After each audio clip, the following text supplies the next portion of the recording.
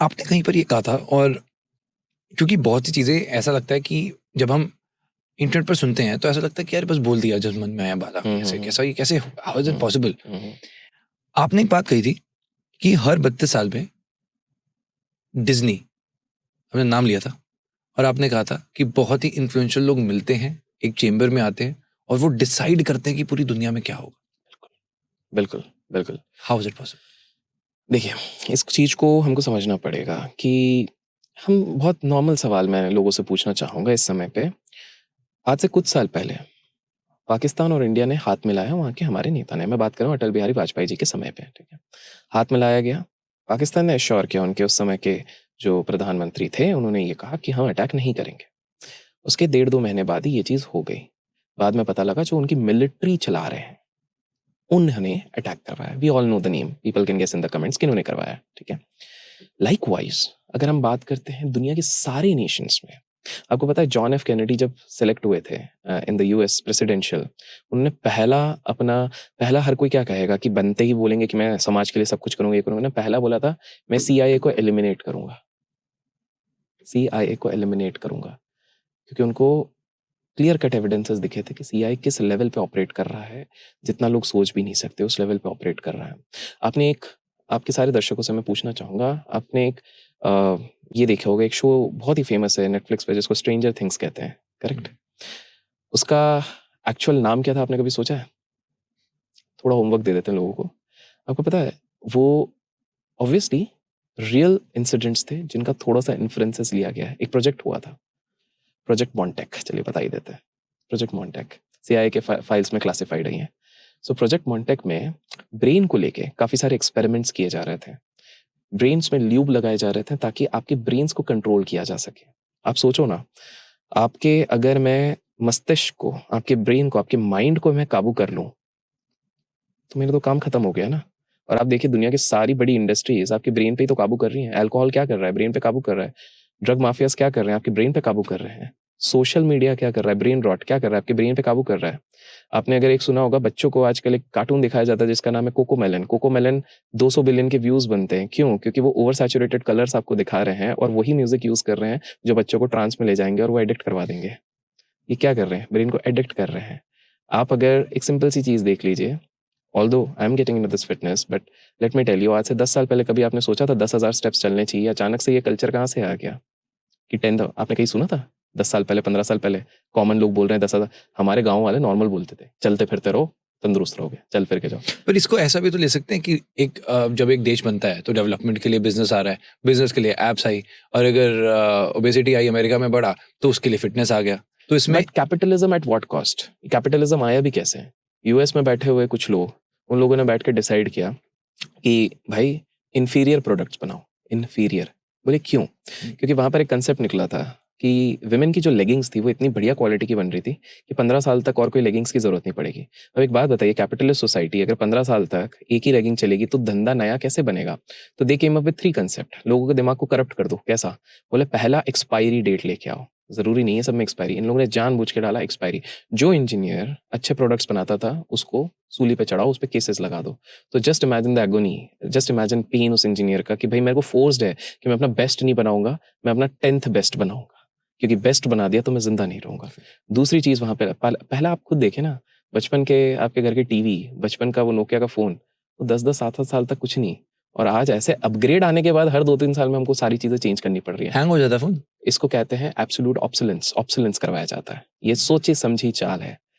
Technically देखा जाए तो इन चीज़ों का कभी एक्सपायरी था ही नहीं, एक्सपायरी लगाई गई।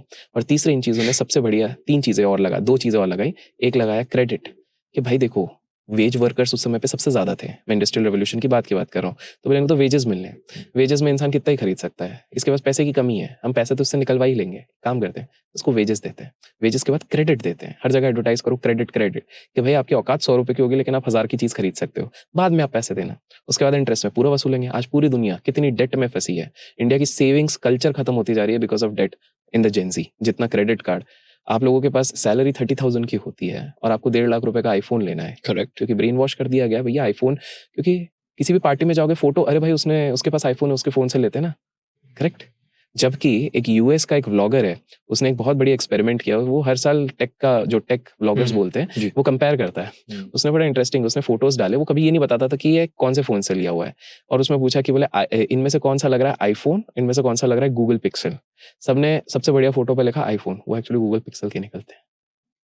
I am not promoting pixel but I am telling you कि परसेप्शन साइकोलॉजिकली किस तरह से उसको ब्रेन को यूज किया जा रहा है। Exactly. अक्सर लोग बाहर जाते हैं तो एक ब्रांड को इस तरह से माइंड में डाल दिया गया है कि इसका होगा। मैं तो आपको और एक ब्रेन का एक बहुत सिंपल एग्जांपल देता हूँ, आपके दर्शक इस तरह से मैं देखता हूँ। आप सुपरमार्केट जाते हो सामान वामान खरीदने के लिए, आपने कभी नोटिस किया है दूध दही कहाँ पे मिलता है? सबसे एंड में। नोटिस किया है कभी? ये तो एसेंशियल है, सबको लगता है दूध दही, एंड में क्यों रहता है? क्योंकि अगेन साइकोलॉजी से खेला गया है कि भैया अगर पहले ही दे दिया तो लेके निकल लेगा। इसको मल्टी कलर सैचुरेशन से इतना ज्यादा कंफ्यूज करो कि वो ट्रॉली लेके आप 5 चीजों की लिस्ट लेके जाते हो और अचानक से 15 ले, क्योंकि एक पे डिस्काउंट रहता है, एक पे ये चीज रहता है, तो आप पूरे साइकोलॉजी से खेला। सो आप ये कह रहे हैं कि ये जो सारी चीजें हैं ये हो नहीं रही बल्कि कोई करवा रहा है। एब्सोल्युटली। और ये उस चेंबर में होता है। ये सारी चीजें प्लान्ड हो चुकी हैं, ये सारी चीजें planned. In fact what do you know what is the next thing? लोगों की सोचने की क्षमता को खत्म करना है। That is the main thing. और इसके लाइव एग्जांपल्स आपको देखने मिल गए। बताओ, रीसेंट इंसिडेंट है ये, आज से 1-2 महीने पहले का इंसिडेंट है, आपने भी सुना होगा। हम लोग क्या बोल रहे हैं, एआई की दुनिया आ गई, अब तो हम पूरे तरीके से अब तो चिल, अब तो सारा काम आसान हो जाएगा, ये चीज हो जाएगी। 16 साल का एक बच्चा चैट जीपीटी से कॉन्वर्जेशन कर रहा है और उसके बाद कॉन्वर्जेशन करते करते करते करते करते with in a few months वो सुसाइड कर ले रहा है। हाँ, पढ़ा था मैंने। उसके फादर ने बाद में बोला भी, केस करा गया है ओपनएआई पे। यस। और उसके फादर का मैंने इंटरव्यू भी सुना था। उनके फादर कह रहे थे कि ये उन्होंने बोला है कि आप उसको कोई बाहर जाने का ऑप्शन ही नहीं दिया गया कि पेरेंट्स से कंसल्ट कर लो, बाहर कंसल्ट कर लो, और इस तरह से उसको बोला गया कि उसके पास और कोई ऑप्शन नहीं था, बच्चा था, उसने वो एक्सेप्ट कर लिया। तो आप देख रहे हो। सो आने वाली पीढ़ी को जानबूझ के हम लोगों का अटेंशन स्पैन एक गोल्डफिश से कम हो चुका है, 8.5 सेकंड। आई एम 100% श्योर अगर लोग होंगे तो आई एम हियर लिख सकते हैं, लेकिन मैक्सिमम लोग ड्रॉप हो जाते हैं। आपको भी पता है लॉन्ग फॉर्म कंटेंट करना, कंज्यूम करना आज के लिए ये भी एक चैलेंज बन गया है लोगों के लिए, until unless they are serious learners. और आई थिंक हमारे साथ भी होता है जब हम एग्जैक्टली कोई चीज ज्यादा देर देखते हैं, यार चल जल्दी कर ले, और आजकल रील्स में भी हो गए जल्दी देख लो, 2x लॉन्ग प्रेस करो, 2x देख लो। ऑलराइट, सो नेक्स्ट क्वेश्चन मेरा ये है, उस चैम्बर में कौन होता है? So these are not people who you can easily see on Forbes also. Okay. Are they billionaires? Yes, they could be trillionaires also. They Trillionaires? are. Yeah. Okay. See, क्या होता है कि एक बार बड़ा इंटरेस्टिंग चीज हुआ था। एक बहुत बड़ी मैगजीन से पूछा गया कि यार आप भारत के जब रिचेस्ट लिस्ट बनाते हो, भारत के रिचेस्ट लिस्ट बनाते हो, तो बड़े बड़े इंडस्ट्रियलिस्ट के नाम होते हैं, बड़े बड़े बिजनेसमैन के नाम होते हैं, पॉलिटिशियंस क्यों नहीं कर रहे हो?